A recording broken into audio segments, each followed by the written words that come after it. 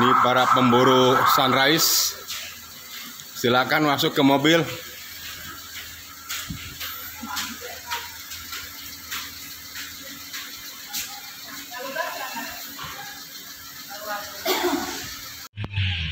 Jam berapa sekarang?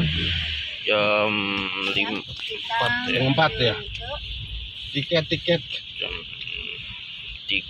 4 sampai jam 4 subuh. yang kemarin anu dicap nih, anu dicap.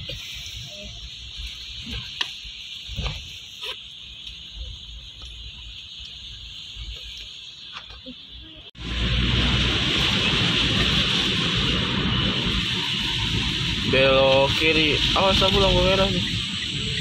Belok kiri, jalan terus.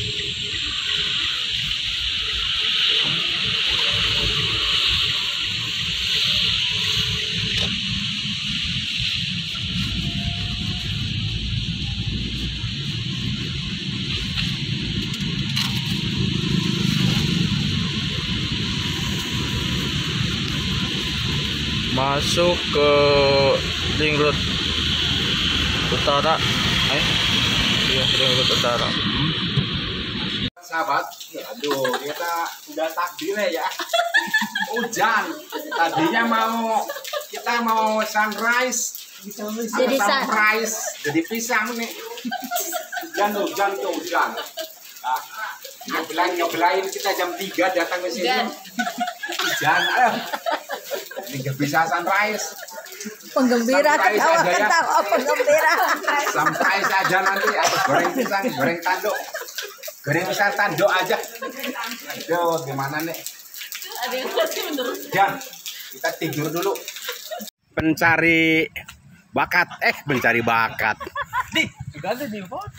ini pencari sunset yang gagal.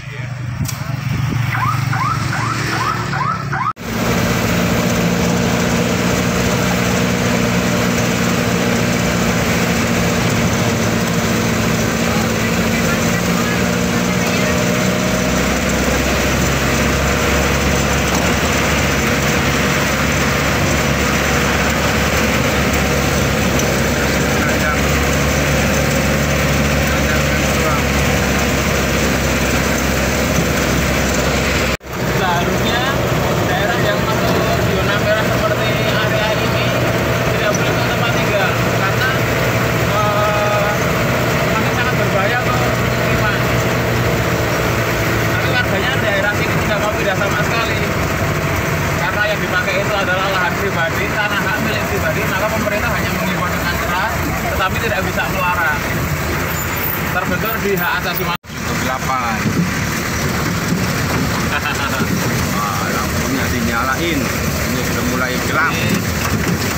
Jalan ini adalah dulunya jalan kampung, tapi karena tidak terkena awan panas, tidak dipelihara lagi, maka untuk saat ini dipakai untuk jalur bis. Ini hanya satu arah ke sana saja. Pulangnya nggak jalan sini enggak? Gimana Pak? Pulangnya nggak jalan sini? Oh enggak, kita jalurnya muter.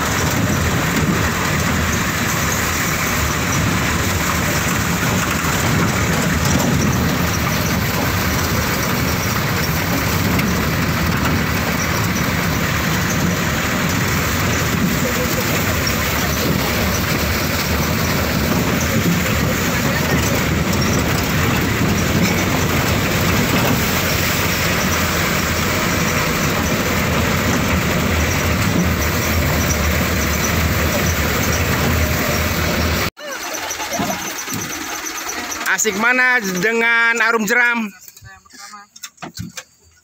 Sikan ini ya?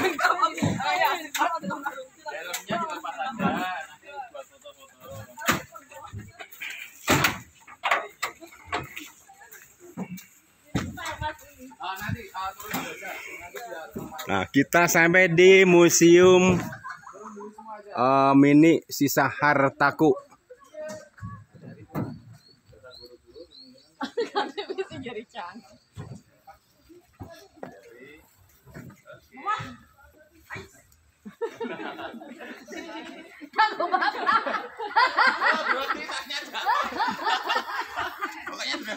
membantah apalagi cewek.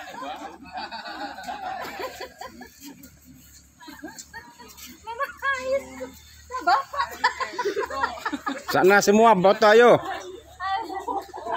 3 lagi terus 1 2 3 ya terus ya.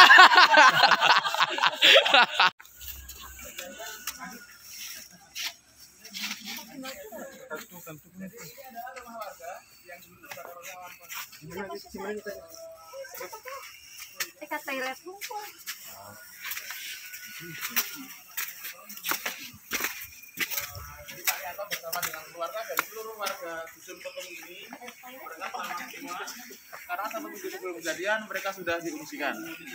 Dari rumah ini ke puncak Merapi itu jaraknya sekitar 7 km kalau ditarik garis lurus. Nah di dusun sini, dusun Petung ini dulunya adalah desa wisata, salah satu dusun penghasil susu sapi terbesar di Kabupaten Sleman. Maka ada tulang sapi dipasang di paling depan. Ini juga sebagai simbol kemakmuran dari dusun sini waktu itu. Untuk 2 ekor tulang sapi ini dirangkai dari 10 ekor sapi. Jadi 10 ekor sapi itu karena terbakar awan panas sampai menjadi abu. Dari 10 ekor sapi hanya bisa jadi 2 ini yang komplit, itu pun gabungan dari beberapa ekor sapi yang meninggal. Nah untuk museum ini ada setelah erupsi tahun 2010. Kita nanti akan foto bersama dulu. Oh ada yang di toilet guys. Nanti kita akan foto bersama dulu. Bahagianya itu Mas. Saking bahagianya. Oke, sekedar menambahkan informasi ya. Oke, sekedar menambahkan informasi dan untuk larangan. Nah, untuk foto-foto di daerah sini, ini di daerah lereng Merapi, itu jangan pakai sendal sama sepatu untuk di daerah sini ya.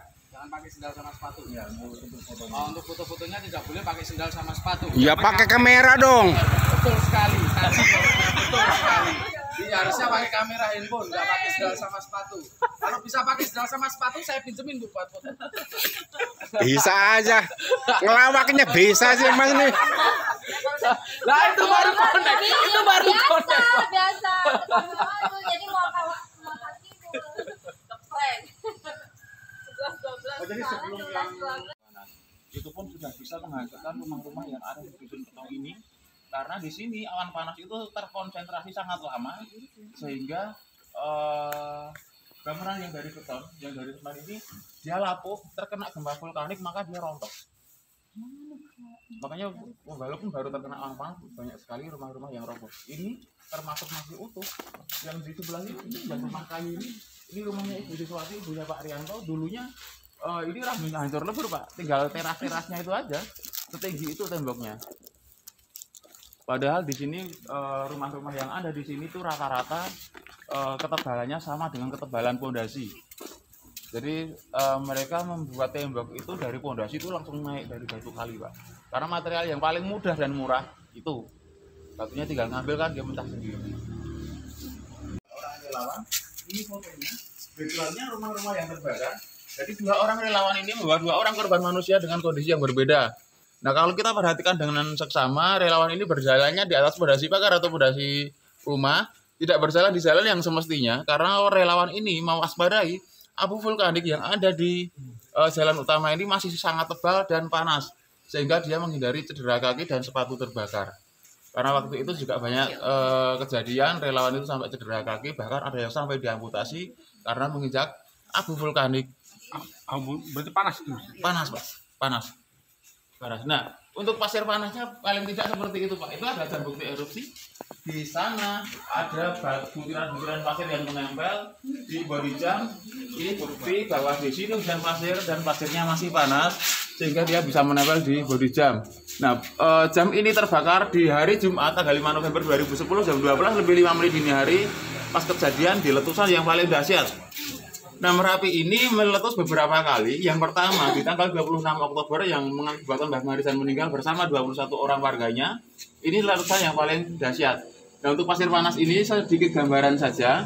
Ketika pasir panas ini terpapar ke tubuh manusia, karena waktu itu masih berupa bara api, maka pasir panas ini bisa masuk ke dalam daging sampai hampir menyentuh tulang.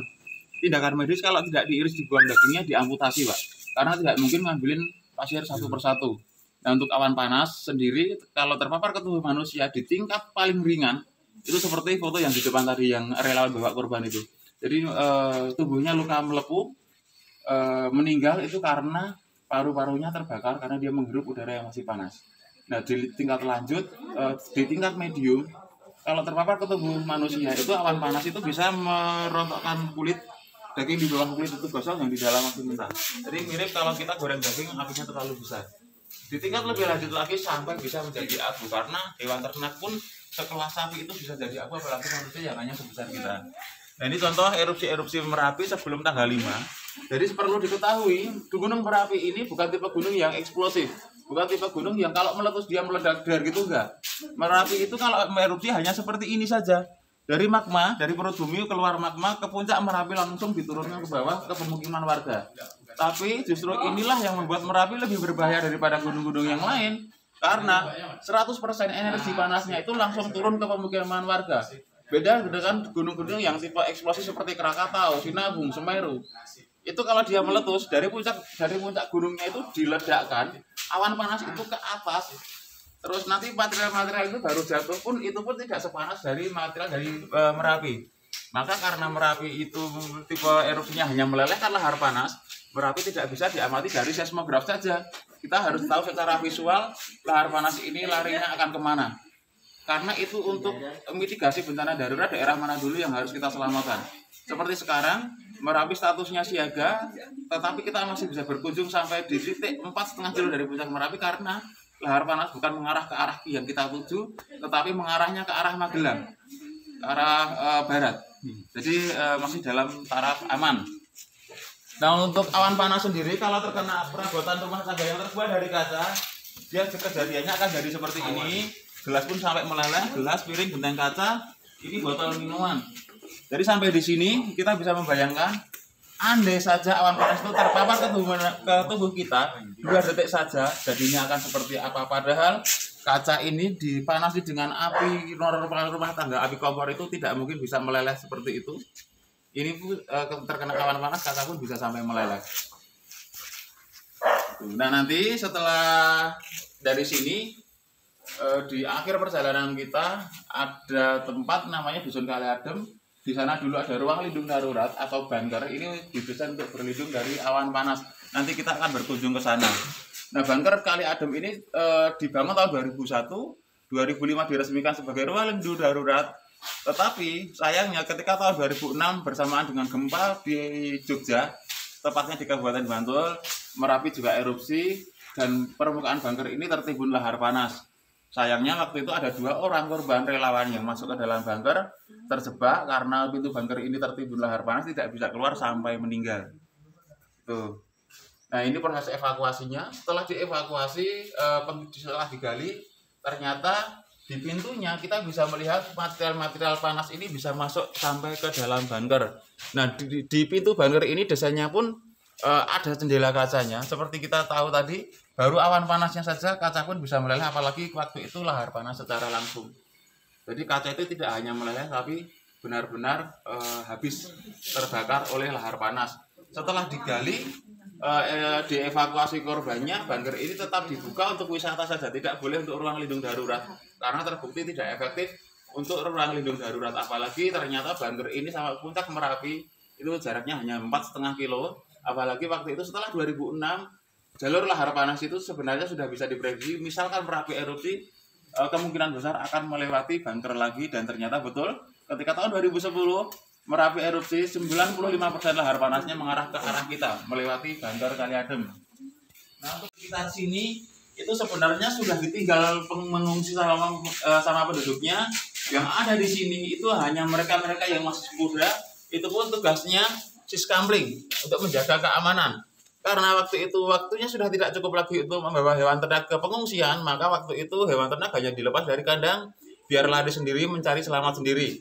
Makanya waktu itu sangat wajar ketika kita menjumpai hewan ternak sapi, kambing itu meninggalnya di depan rumah, di jalan, di kebun, di sungai. Itu hal yang sangat wajar karena memang hewan ternak tersebut hanya dilepas dari kandang. Tetapi ada juga hewan ternak yang masih hidup. Seperti ini contohnya, tetapi tubuhnya itu sudah 80-90% itu terbakar awan panas, bahkan kulitnya sudah mengelupas. Yang di pinggul ini bisa dibilang ini sudah setengah matang, tetapi masih hidup. Nah dulu kalau kita ketemu hewan ternak yang kondisinya seperti ini, kita lapornya ke Kopassus biar ditembak mati sekalian untuk mengakhiri penderitaan, karena untuk diobati sudah tidak memungkinkan lagi. Nah, untuk foto yang ini kita mulai dari bawah. Ini foto diambil tanggal 5 November 2010. Ini adalah foto para pengungsi. Nah, waktu itu hujan abu lebat bersamaan dengan hujan air sampai di bawah sudah menjadi lumpur. Itu sebuah keuntungan bagi para pengungsi dan relawan karena mereka maksimal hanya iritasi mata saja, tidak terkena infeksi saluran pernafasan karena yang dihirup itu bukan debu lagi tetapi sudah berupa lumpur. Jadi dia tersaring di masker yang mereka pakai. Nah, yang di atasnya ini beda lagi. Ini adalah warga sekitar sini, sekitar lereng Merapi yang berusaha menyelamatkan diri dari erupsi Merapi, tetapi dia salah jalan menginjak abu yang masih panas. Nah, ke depan kulit kaki ini akan mengelupas meninggalkan luka bakar yang permanen. Jadi tidak bisa sembuh total seperti sedia kala. Yang ini lebih parah lagi. Ini ada 3 orang di atas mobil bak terbuka. Yang 2 orang ini sudah meninggal, yang ini masih hidup. Nah, kalau kita perhatikan di tangan ini ada ruam-ruam merah. Ini menandakan kulitnya sudah mengelupas. Ketika luka terbuka terpapar oleh abu vulkanik dan pasir panas. Nah, abu vulkanik yang terpapar ke tubuh mereka yang terkena awan panas ini tidak bisa 100% keluar. Maka ketika nanti luka terbukanya sudah sembuh tertutup, maka korban awan panas yang selamat, yang masih hidup itu akan merasakan sakit seumur hidup. Karena pori-pori di tubuhnya itu sudah ketutup, keringat itu tidak bisa keluar dari tubuh. Ketika keringat itu harusnya keluar, dia terkena abu vulkanik yang masih tertinggal di dalam tubuh. Maka dia akan merasakan perih dan sedikit panas. Nah, luka bakar yang terkena awan panas seperti ini tidak seperti luka bakar ketika terkena api biasa. Ada luka bakarnya, ada muncul gumpalan-gumpalan seperti keloid. Nah, di dalam gumpalan-gumpalan inilah letak debu vulkanik yang masih tertinggal. Karena tidak bisa 100% keluar. Nah, ini foto-foto ini adalah foto-foto korban manusianya. Ini foto korban erupsi Merapi yang pertama kali tanggal 26 Oktober. Ini makam masal yang ada pertama kali. Ini berada di Dusun Tangkisan. Nah, ini ada 21 orang dikubur dalam satu liang kubur besar, hanya disekal kecil-kecil menggunakan alat berat untuk masing-masing jenazah. Ini korban pertama yang meninggal bersama dengan Mbah Marijan, dan keseluruhan ini masih bisa teridentifikasi, masih sangat bisa dikenali karena terkena awan panas durasinya tidak lama. Jadi rata-rata hanya luka melepuh, tetapi paru-parunya hampir keseluruhan itu terbakar. Ini makamnya di Dusun Tangkisan. Sampai sekarang pun masih tetap di sana. Bahkan ada makam baru karena kondisinya dulu seperti ini. Ini foto rumah ini sebelum menjadi museum. Sayang sekali fotonya tidak terlalu jelas karena waktu itu hanya diambil dari kamera handphone jadul yang merek Novia itulah. Nah, waktu itu Pak Rianto pulang ke rumah itu untuk memilah perabot rumah tangganya. Barangkali ada yang bisa dipakai, ternyata semuanya tidak ada yang bisa dipakai. Bahkan gelas pun meleleh. Jadi waktu itu perabotan rumah tangga yang terbakar awan panas, yang sampai rusak, sampai bentuknya aneh itu sama Pak Rianto hanya dikumpulkan, ditata di lantai depan-depan sana.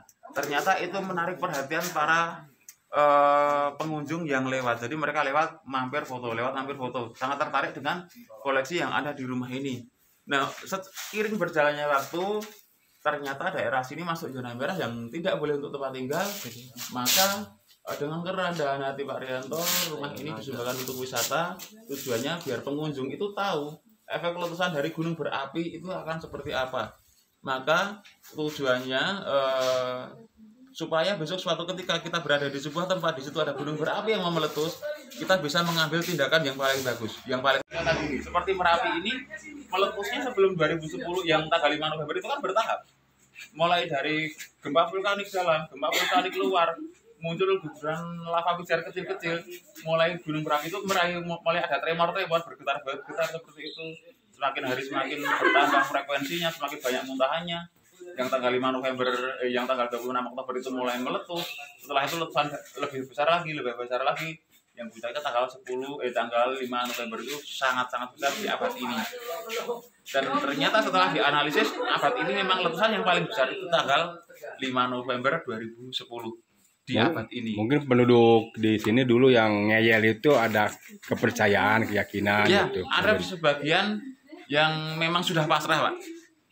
Udah saya meninggal enggak apa-apa. Kalau meninggalnya karena letusan Merapi itu ada. Dan dulu saya menemukan sendiri.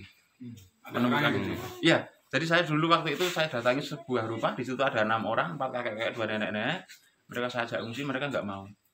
Alasannya gini, nak, saya itu mulai dari lahir sampai setelah ini saya hidupnya di Merapi. Saya kasih makan anak istri saya sampai cucu saya itu juga dari Merapi. Misalkan hari ini Merapi meletus dan kita harus meninggal karena Merapi, kita sudah ikhlas lillahi ta'ala. Gitu Pak. Nah karena relawan itu tidak boleh memaksa warga untuk mengungsi, dengan berat hati saya tinggalkan. Waktu itu hanya saya tinggali aqua botol sama masker, saya tinggal pergi dengan berat hati. Karena apa? Nggak boleh memaksa. Terus seiring saya pergi, di pinggir-pinggir jalan sudah banyak orang yang siap mengungsi, itulah yang saya ungsikan. Nah setelah kejadian letusan yang pertama tanggal 26 Oktober, waktu itu kan waktu saya kunjungi, mereka masih hidup itu kan, dia duduk di depan rumah gini, ada balai-balai bambu itulah. Mereka berenam duduk di situ semua. Ketika setelah erupsi yang pertama, saya balik lagi ke rumah itu, mereka sudah meninggal. Dan saya herannya, mereka itu konsisten, tidak bergeser 1 meter pun. Tidak ada yang berusaha lari. Memang ada yang jatuh di tanah, tapi itu tidak lari. Memang sudah diikhlaskan lah. Ngeri kan? Ya seperti inilah. Pasti ditemukan di gunung berapi yang meletus manapun. Semeru itu muncul korban, itu karena mereka nggak mengungsi. Bukan karena relawannya sih yang salah, bukan karena pemerintahnya yang kurang tanggap bencana, tapi warganya yang tidak mau diungsikan. Itu kalau mereka mau diungsikan, sebenarnya 1 minggu sebelum kejadian itu sudah harus dievakuasi di lingkaran yang mereka terkena itu. Karena kebetulan teman relawan yang dulu ketemu di Merapi itu waktu Semeru mau meletus, itu dia juga dikirim ke sana. Waktu itu diperbantukan ke sana dan kasih kabar ke saya, gimana masyarakat itu? Sama seperti di Merapi, banyak yang susah diajak mengungsi. Alasannya ternak, rumah, harta benda, itu alasannya. Walaupun sebenarnya setiap barak pengungsian itu juga disediakan barak pengungsian untuk hewan ternak, tapi rata-rata mereka nggak mau. Gitu.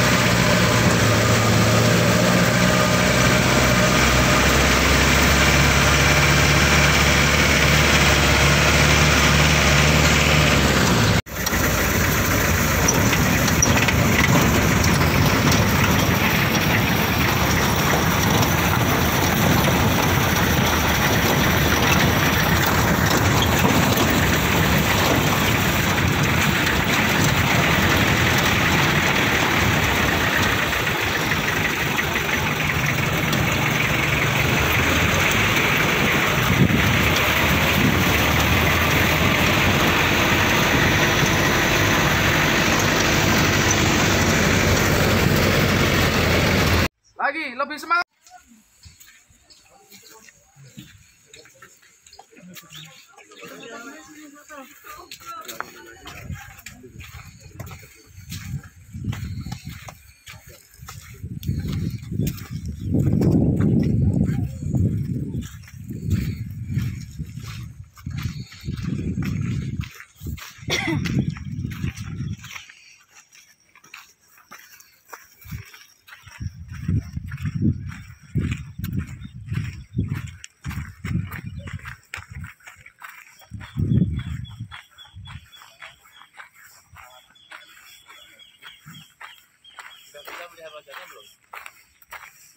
Belum. Iya, ini batu tapi bentuknya mirip kepala manusia tertimbun di barat garu. Ambil videonya jangan terlalu dekat Pak, agak ke sebelah sana. Sudah bisa melihat? Bisa. Bisa. Bapak belum ya? Kelihatannya masih bingung. Lagi bisa di-prank kan. Iya. Enggak, ini beneran. Ini mirip kepala manusia. Coba Mas Galih ditunjukkan. Mas Galih akan memegang kupingnya. Telinga. Iya, telinga.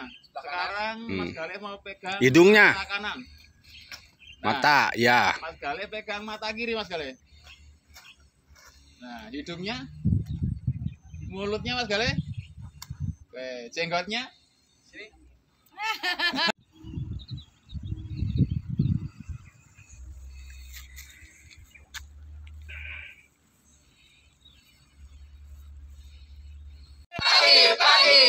Yogyakarta, Mbah Marijan, krauk-krauk. Oke, tepuk tangan untuk kita semua. Nah.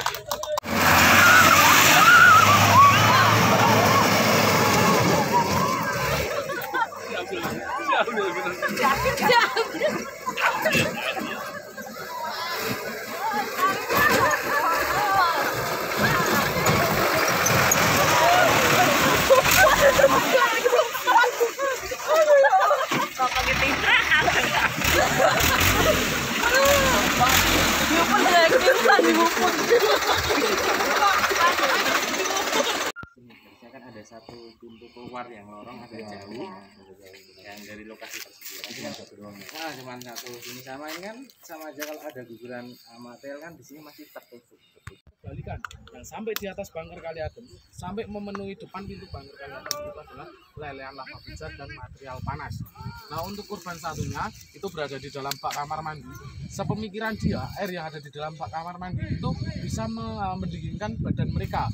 Setelah itu lama-kelamaan air yang ada di dalam bak kamar mandi itu makin lama makin mendidih karena waktu tahun 2001 dibangun, tahun 2005 diresmikan, tahun 2006 bisa dimakan depan yang tahun 2006.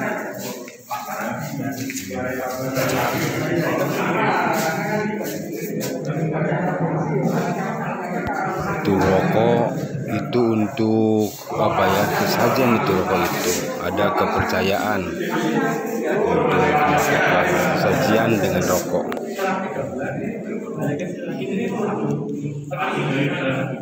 Pagi Yogyakarta,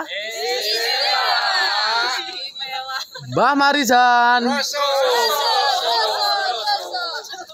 kriuk-kriuk, kriuk-kriuk. Oke, tepuk tangan buat saya.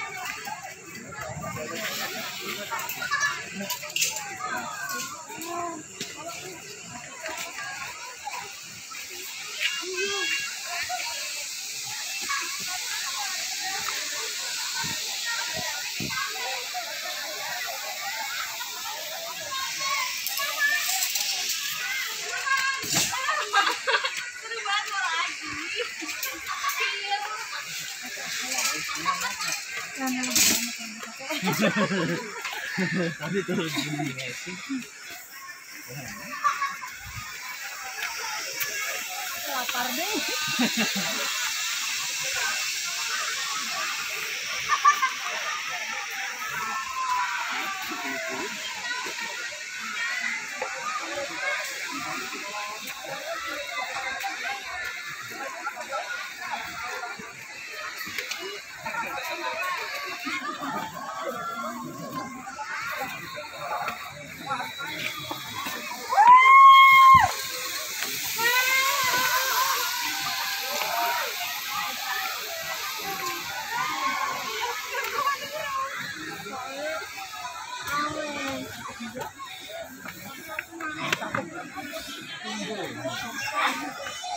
Lodok Sambi. Agas. Telodok Sambi ya.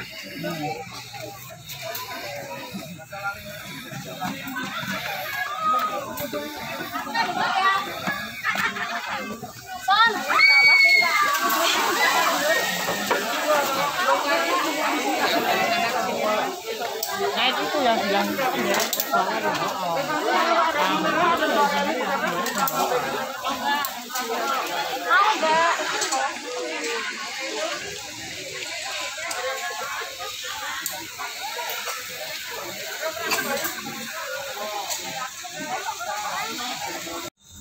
Thank you.